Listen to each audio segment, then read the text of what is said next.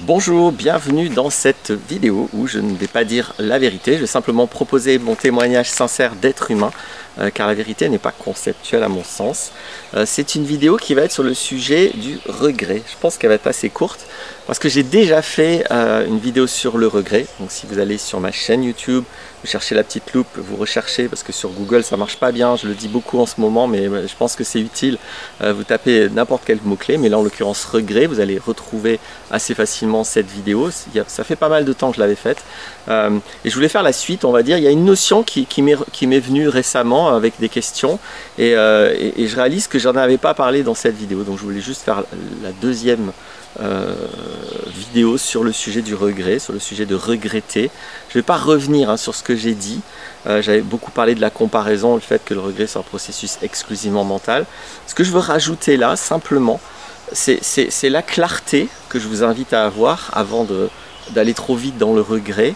Bien sûr, dans la première vidéo, j'explique que ça n'est que toxique, hein. Le regret n'apporte absolument aucun intérêt. Donc c'est quelque chose à mettre en conscience, qu'il y a une toxicité dans la relation de soi à soi, dans la relation à soi et à notre mémoire. C'est une toxicité à éviter. Et la clarté que je voulais proposer, c'est le fait que quand je regrette, c'est inévitablement que je présuppose que mon mental a forcément raison. Parce que quand je regrette, en fait, je regrette quelque chose que je n'ai pas fait ou que j'ai fait, mais je vais regretter en fait des conséquences en me disant « Ah, si j'avais fait autrement, soit j'aurais eu des meilleures conséquences, soit j'aurais pas eu ces conséquences-là. » Le regret, ça va être ça. Hein.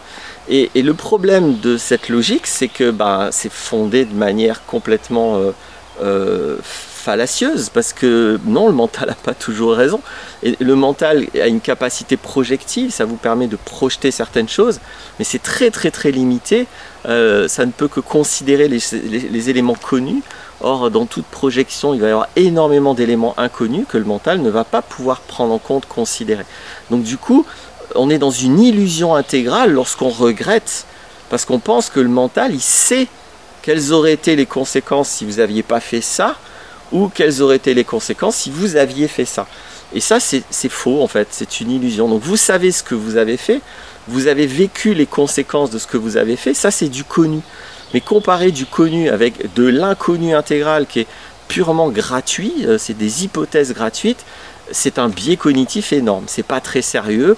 Il peut y avoir des petites probabilités que votre projection soit pas complètement fausse ou irréaliste, mais il y a des plus grandes probabilités que même sans pouvoir le concevoir, vous éludiez ou vous n'imaginez pas certaines choses qui auraient tout changé et qui auraient fait que peut-être ce que vous imaginez comme mieux aurait été bien pire, ou que ce que vous imaginez comme pire aurait été bien mieux. Voilà, donc c'est simplement ça que je voulais dire, parce que le réel est plus fort que toi, et le mental, c'est pas sa réalité d'être un devin, il connaît pas le futur, donc juste n'oubliez jamais ça avant d'avoir une confiance trop aveugle en votre mental, ce qui peut vous conduire à regretter, avoir du regret qui ne sert à rien. Merci d'avoir écouté, à bientôt pour d'autres vidéos.